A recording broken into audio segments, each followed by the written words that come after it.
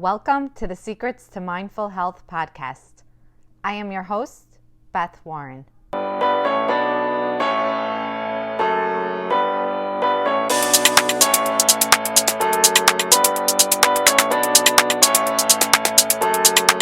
Today, I have an extra special guest. I have Melinda Strauss, a Jewish creator with nearly 1.1 million followers on TikTok and over 140,000 on Instagram. She's well known for her videos about her Orthodox Jewish religion, kosher food, her experience having type 1 diabetes, and her family life. You can find her on TikTok and Instagram at The Real Melinda Strauss. Welcome, Melinda. Hello. Thanks for having me on your show. I'm so excited to have you because I love your perspective on everything actually, Aw. but I would love to bring to our audience some perspective when it comes to finding your own voice, how to feel confident in your message that you send, how to kind of find your creative space and your flow. You built your platform always from the get-go, and we could talk about that in such an amazing way, but then even more recently it's like you really found your not only calling but like your path in the whole creative space in a way that really gives the messaging off to people. So I would love that perspective. And then of course how you're so open with some other challenges that you face, which is great because it makes people feel like, oh, not everything's perfect on the outside. Like we all overcome things, and your family life too, plus a lot of things going on in your life, new cookbooks coming up, and a lot of your platform now has gotten a lot of attention for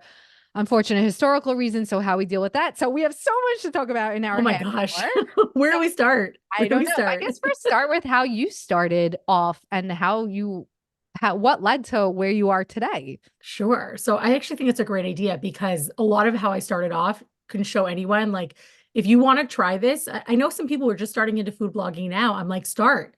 There's never enough. Like sometimes people think that if there's so many food bloggers, there's so many people sharing about Jewish religion. Oh, they don't need me. They need you. Like your voice is a different perspective than mine. Every single person's is different. So like you are needed. But when I started my food blog, it was 2011. And I was very lucky to have at home a daughter who slept all day. Like that's all she did. And I was like trying the whole not working thing, which wasn't really going very well for me. I had been working in corporate for many years and she was just a little baby at home. And I was like, I can work in corporate and not make very much money in what I was doing, or I could stay home with her. And it was amazing. And it kind of led me to start just trying different things. And one of them was cooking and experimenting with different foods.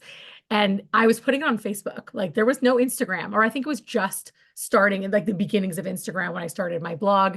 And or I started on Facebook and my friend was like, "Oh, you should turn this into a blog." And my answer was, "What's a blog?" Hmm. I didn't even know what it was, but I was like, you know what? Why not? I actually saw Smitten Kitchen was the first blog that I ever saw. And I was like, I could do that. So I kind of based mine off of the ways hers looked and just started sharing. My pictures were hideous. And I even knew they were hideous and it didn't matter. I didn't know how to write a recipe correctly. I just started posting. I was like, somebody's going to see it because I really do believe that, like, even if you reach one person, you're making a difference. If one Mhm. person's making my recipe, this is amazing. So I just started sharing them. And I started building a community on Facebook, not in the Jewish world. At the beginning, it was really just finding other food bloggers. And at that point, there weren't a lot of Jewish food bloggers. So it's just kind of building a community because if that's something when you're getting started, please don't do this alone. Like find your people. Don't Mm. just ask your friends to support you, but start looking. Like people will say to me, "Hey, can you introduce me to this person, that person?" I'm like, "Have you introduced yourself? Oh. Are you following people on social media who do what you do to see if you could start like commenting on their stuff and maybe they'll Mhm. start commenting on yours?" And so that's what I started doing. And it really built from there. That's why I realized more than anything else that community is the key to Right. everything, not just And your that you could growth. build your own community, it sounds like. Yeah, 1,000%. Like when a year or so into blogging, I was actually talking with Naomi Nachman's cousin, who used to be a blogger, and both of us were like, there's no community of Jewish bloggers. We Mm. know each other. We knew Naomi. I had just met Naomi actually fairly recently, and Hani Applebaum, busy in Brooklyn, Miriam Pascal. Like we were all doing our thing, but we didn't have a community. And I'm like, we need to do that. So with Shelly, Naomi's cousin, we started this conference. Right back Mm. then, it was the what was it originally called?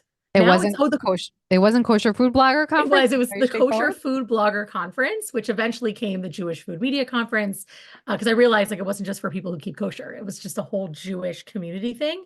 But we started that conference because I had seen how community can help you grow, Hmm. learning from each other, like how to take photos. I had no idea how to take food photos. Right. So I was like, let's bring somebody in who is a photographer who could teach us. Right. And so I started building this conference and people, it was nice that people were really still coming to it. And I did it for many years. And I started seeing, even at the conference, that there would be people who kind of felt left out. They would come to the conference and I could hear them talking about, well, I want to be a part of this group. And I was like, there's so many of us. Right. And we could all be friends and we should all support each other. But like, there's so many amazing people here. Start connecting with people who are like-minded. Maybe it's somebody else who just started their blog too, or Right. who's a healthy cook like you are. Like everybody has their own different vibe. And I was like, start building within the bigger community, a smaller community for yourself as well. Because Yes. yeah, like you said, starting your own community, sometimes you make that effort instead of just feeling left out of what's going on. Like anybody who's new starting now, start building your community, Yeah, reaching and that's out what I time. see has transformed with us even. First of all, that you started in the food, and we'll talk about where you are Yeah. now in terms of your platform, but that we're still connected. And now Mhm. your focus, even though you are going to have a cookbook come out that we'll talk about, your focus is a little bit different, yet we're still so intertwined, connected. So you also don't even know where relationships will lead. Yeah. And I think what you said earlier is important, where you just have to start. Like you one thing that I heard from you, I don't know if you realize that takeaway message other people might have, but that you didn't give yourself an excuse not to start. A lot of Yeah. times people are their own self-sabotagers. Like Mhm. no one is saying what you're telling yourself is not true before you even start. I mean, it's different if you put the steps in place and they hit a roadblock, but then you would recognize the block and you wouldn't pivot somewhere else because you're Yeah. already in motion. But if you're stopping before you even start because of something you're telling yourself, you're lying to yourself. Yeah. And you're even like, I heard something recently that about perfection. Like if you're waiting until everything is perfect, you're going in the opposite direction. Like you're going farther away from perfect if you're trying to be perfect because Mm. there is no perfect. So just do it imperfectly. And as you do it more and more, you're going to find your style, you're going to find your vibe, you're going to find all of that, but you're not going to find it before you start. Yes. I mean, it even sounded like that from everything that you said in those Yeah. few moments where Yeah. one thing led to the next and the next. Like you said a lot in those few minutes because Mhm. that's exactly how it happens. One step goes to the next, to the next. And also, one thing I love about you also is that you're incredibly open. So you're very also like you're not closed. You're not only putting the steps in motion, but you're open to kind of like what opens up. And I love that about you because I try to be like that too, where like in the more of an adventure mindset, like kind of just like, oh, okay, let me just try this and see where it takes me. And then that's it. That's the end of the thought. Yeah, I know it's not always easy for everybody because for people who are overthinkers or people with different anxieties and thinking about all the what ifs, it can be very hard because what ifs tend to go in the negative direction. I actually do the opposite. I didn't always, but I learned over time to start doing the opposite where everybody's like, but what if everything goes wrong? I'm like, but what if everything goes right? Right. Why does it have to be that everything's going to go wrong for you and things are going to go wrong?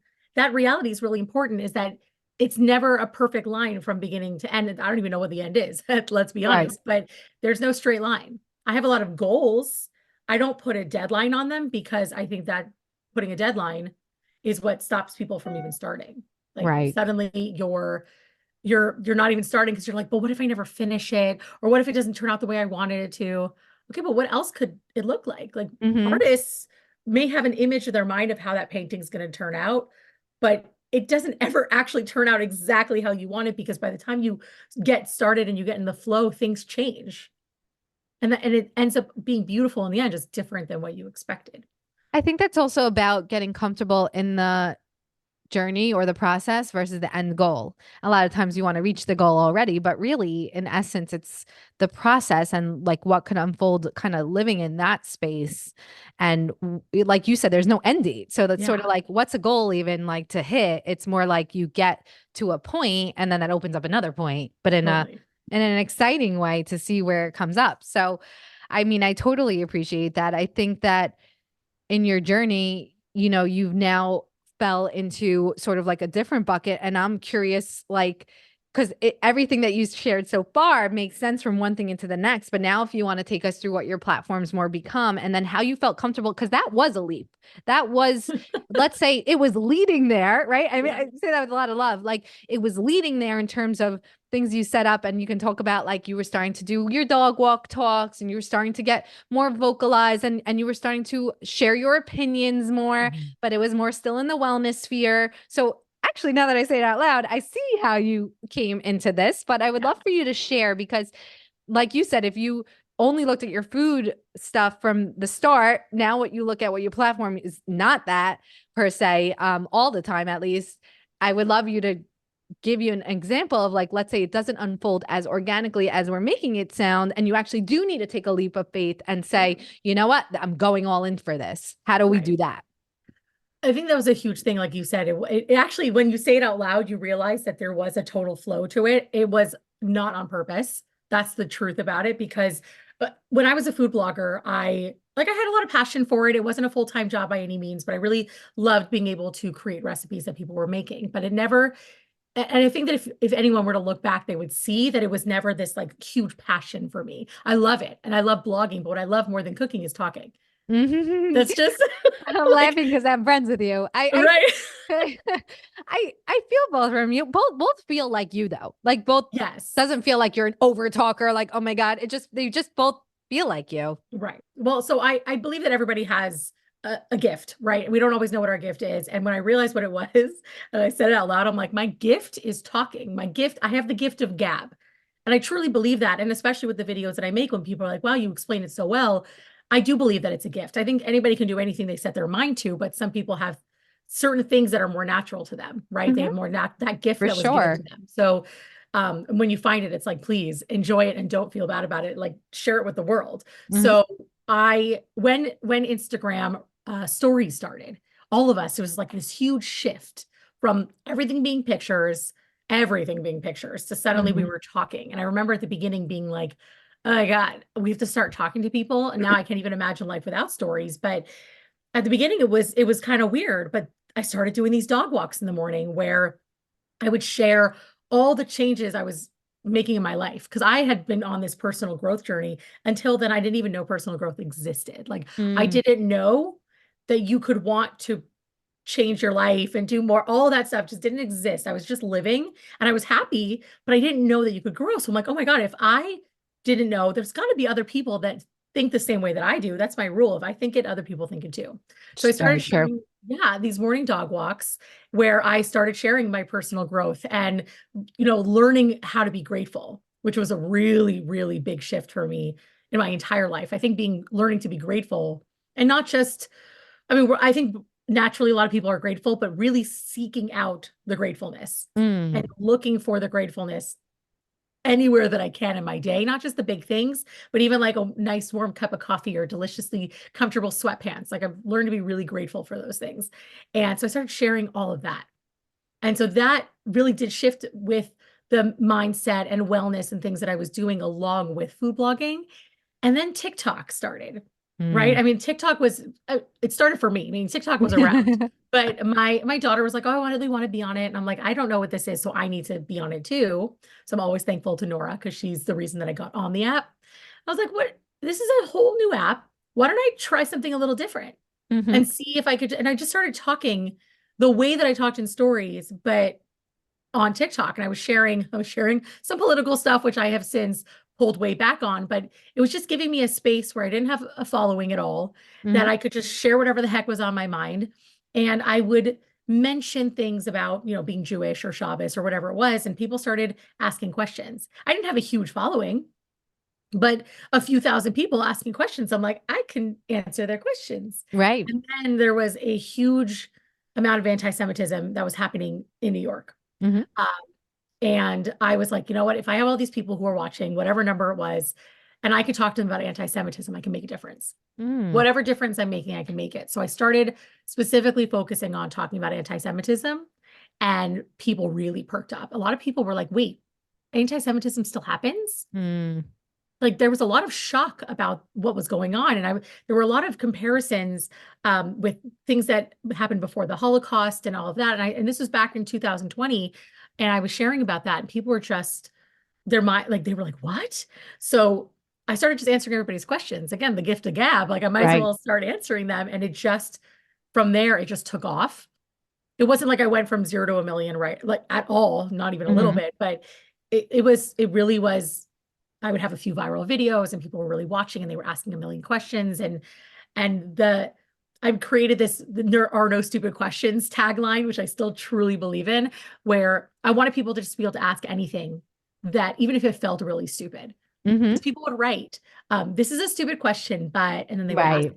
And I was like, wait, please, like if you're thinking it, if you don't ask it, then you're gonna go on not knowing, or you're gonna start making up the answer for yourself and not actually know the answer to that. Questions about keeping kosher, questions about Shabbos, questions about toilet paper on Shabbos, like some of the Right. things that we don't even think twice about, but people don't, they just were so curious.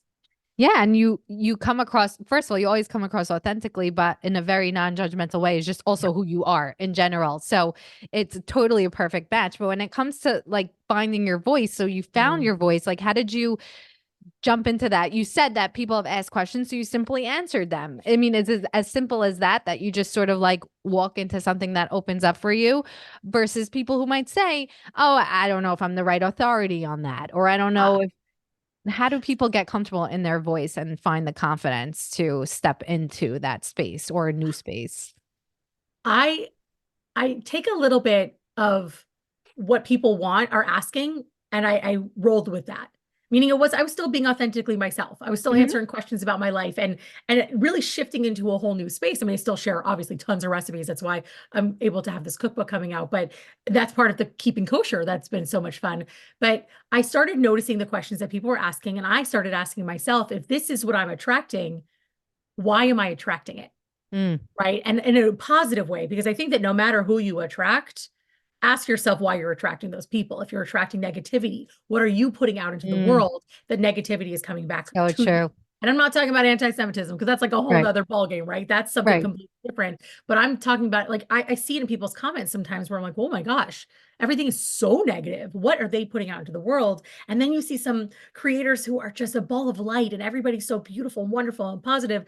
They're putting it out into the world. So it's Hmm. asking yourself, what am I putting out there? So I started asking myself, what am I doing that's attracting these people? And they're coming to me to ask these questions. And like you said, I think people just felt comfortable with me because I'm very non-judgmental of how people live their lives. Yes. Non-Jewish, Jewish, wherever you're living. I'm just so I don't live your life. Like I don't care how you live your life Right. as long as you're treating people with respect. That's Right. like number one. So I started asking myself questions about that. I think as natural as it was for people to come to me, what effort I made was to start asking myself, what is it that that's making these kinds of people, these kinds of questions come to me? What am I putting out into the world? And from there, I started to build on that and focus more on that. So for anybody out there who's wondering, like, how do I find my community? Start just putting stuff out there. And you're Hmm. going to see as people start commenting, because it doesn't happen right away. At the Right. beginning, you literally are talking to yourself and your mom and your Which we're mom, good with too. like, right? Or like your cousins and Yeah. your whoever your friends are, they're like your biggest supporters. And if they're not your biggest supporters, they are not your friends. Right. I'm sorry, it's a hard truth, but like your friends should want your growth, even if they feel like it's a little crazy. They don't have to understand your dreams, they just have to support your dreams. So For sure. but as you start doing it more and more, people do take notice. If nobody's taking notice at all, I would start to ask, like, maybe I need to shift a little bit. Hmm. Who am I speaking to? Right. Right? When you put anything out into the world, you got to know who you're talking to, Right. who you want to be talking to. Hmm. Or So, welcome engagement also, like, invite that kind of feedback yeah, and yeah. finding it. I one thing you always say in your videos is you always say, this is what I do.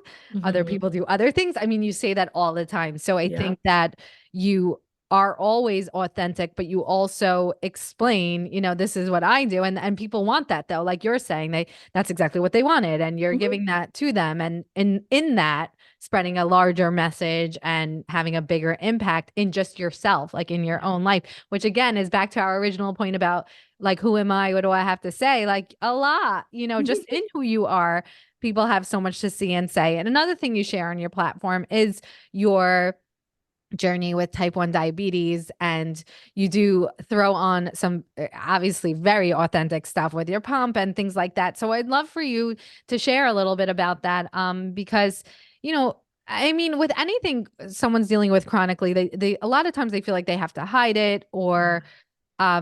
you know, it's going to get in their way of things, and you just like bring it out to the forefront. Like you don't have to. Like you can stick Yeah. to what your platform's about. Yet you're like, "Oh, my pump broke this morning," which by the way, I was with you that day, and we were going on a donut like What a croissant day. crawl all day. What a day. You shared that, and I wonder where that comes, like what that place comes from you, and what kind of feedback you've been getting, and how that's related to your life, like on a day-to-day basis. Yeah.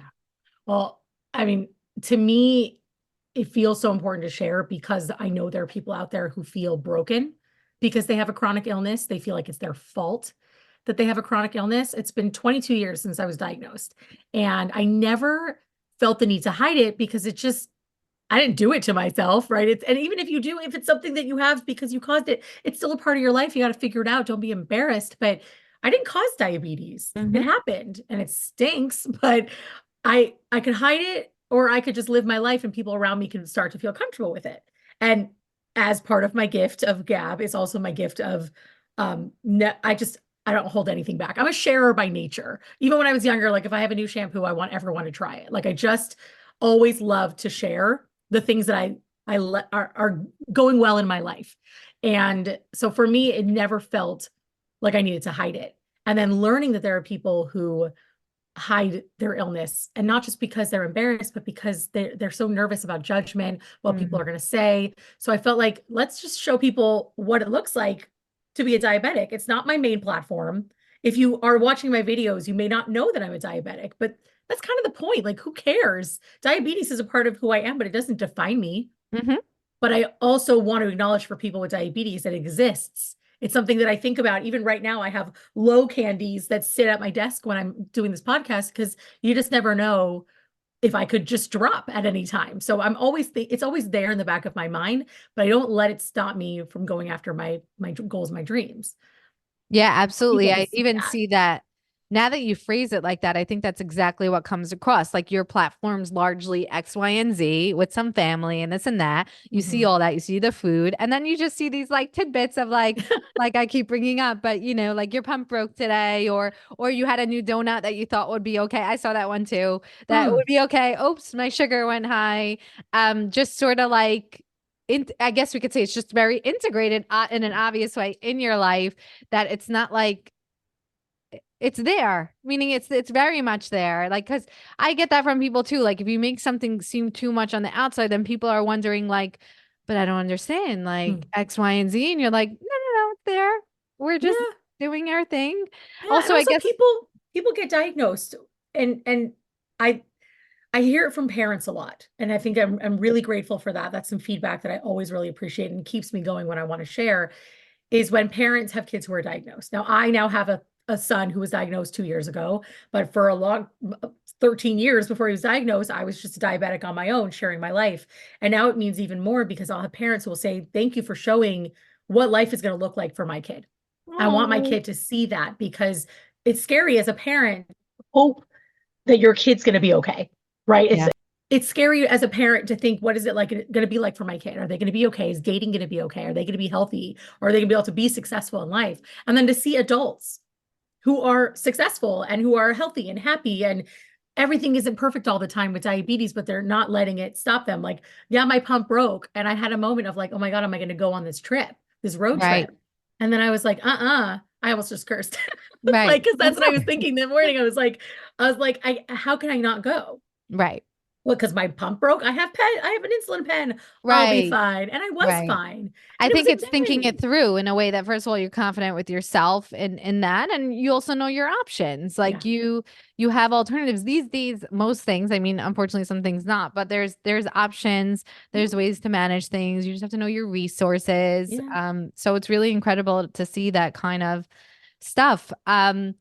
But yeah, I just feel like maybe we should end with something about dealing with people then who give the other types of feedback, like the negative feedbacks, like how to roll with everything's sort of leading up to this. We talked about finding your voice, feeling confident, even in, let's say, chronic conditions that you're dealing with, how to just sort of roll with it and just show up as like your truest self. Forget about best self. I think that's like a just your truest self, your most authentic you. And then talked about how that relates to other people. But how do you deal then with the feedback you get back, like negative? I mean, that's there too. Well, I have a rule. So my first rule is anybody who's giving you like nasty comments, they're trolling you, they've got stuff in their own life. Hmm. I don't need to sit here and figure out what's wrong with their life and make up stories about it because none of that, it doesn't matter. They're trolling you and they're saying negative things to you because of whatever is going on in their life. Right. Whatever it is. I don't people go, oh, it's jealousy. I don't think it's always jealousy. I think sometimes it is, but not just of me, of anybody. But I think a lot of times it's people just they have whatever garbage is going on in their life and they feel like they need to bring other people down to their level, or sometimes it's jealousy or whatever reason. It doesn't matter because whatever reason they're posting that negative thing, it's not about me. Sometimes it's about like sometimes with friendships, if something goes wrong, I'll ask myself, what did I do? Like, what do I need to be apologizing? But when it comes to just living my life, if people are coming to my page and they don't like something about me, what are you gonna do? Like, Right. oh no, they don't like how I look. They don't like that. I mean, I hardly wear makeup. I'm wearing a little bit now because I had a bris, but like, whatever reason they want to make comments negative, whatever it is, what's going on in your life that Yeah. you feel the need to comment on somebody else's page and say something negative, whatever that judgment is. And I also have a rule about asking questions. If you want to give someone feedback, ask them permission to give them feedback. So if these are random strangers on the internet and they're just coming after you, my first rule is that it's about them. Hmm. I'm not going to let their stuff, right? Don't let the people in the cheap seats have an expensive opinion of your life. Oh, I Don't love that. We don't know these people. These are Hmm. strangers on the internet. Right. And they can't know everything about you either. Putting a No. snippet of, well, now you're up to a minute and 30 seconds on TikTok, but that's not the whole story, even in Yeah. what you're talking about. Girl, Sometimes, keep going up. It's I like you mean, could put like 10 minutes. oh And my so gosh, now 10 minutes, meaning like even in 10 minutes, you can't say everything you possibly said about a subject, whatever. So yeah. typically speaking, a lot of times people just don't have even the whole story of your life. I Yeah. mean, at all anyway. Right. And then there's the anti-Semitism is a huge thing. And I know that it keeps a lot of people away from TikTok specifically because the anti-Semitism is way worse over there than it is on Instagram. It's bad. It's bad everywhere. Let's just be real. In Hmm. real life, online, the social media war is a mess with anti-Semitism. But I, going back to what I was saying earlier, I know who I'm speaking to and I know why I'm speaking to them. And I understand my purpose and my Hmm. purpose changes constantly, but I, in the moment, know why I'm doing what I do, the big why, right? The big Yeah. why, and understanding why I'm doing what I do. And that keeps me going when I see the negativity and I just won't let it stop me. And because I know that I have this voice and the confidence to keep going, I also feel like speaking up for those who can't or those who right Mm. now won't, because I don't blame people who don't feel comfortable. I don't. I want everybody to use their voices because I think their voices are really important. No matter everybody speaks to somebody different and in a different way. But with everything going on and the anti-Semitism being so hardcore and intense and sometimes really scary, I will happily speak up for those who can't because it's in me to do it. It makes me, my word of 2024 is louder, I love louder. that. Oh, Ah, so we're talking even more about yes. this, where I think you're saying that you, first of all, keep your focus on what your goal is and who you're really speaking to and care Yeah. to connect with. And then the larger scope of this of I have important work and I'm speaking for those who can't, because Yeah. that's what's so incredible. Your platform came from food, which is always important. We all love food and talking about food. That's how we originally connected. But being even more meaningful and impactful of a messaging is just so incredible to follow your journey. And I'm so lucky to have you as a friend. Aw. Anything we could leave everybody with based on things we talked about today? What kind of message do you want to leave everyone with? Oh my gosh. Well, I know I've said it 1,000 times, but your voice is important. Your voice is important, and your voice is not mine. Your voice is not Beth's. Your voice is yours. And I don't want you to ever think that you don't need to speak up because somebody else is already doing it. It's like when you think of a minion with 10 men, and if everybody said, oh, there's going to be 10 people there, then no one would show up and Mhm. there wouldn't be a minion. Which sometimes happens and then they Which, don't have it. you're right. Or even giving to charity, like everybody goes, oh, somebody else is going to give. But imagine if even if you give $1 and everybody gives $1, boy, does that add up versus thinking, well, somebody else with more money is going to do it, or somebody else with more passion is going to do it. The way that you show up is going to be different than every other person on the planet get inspired by the way that people show up. That's what I did. I started my blog based on Smitten Kitchen. Mm-hmm. And look at where I am now.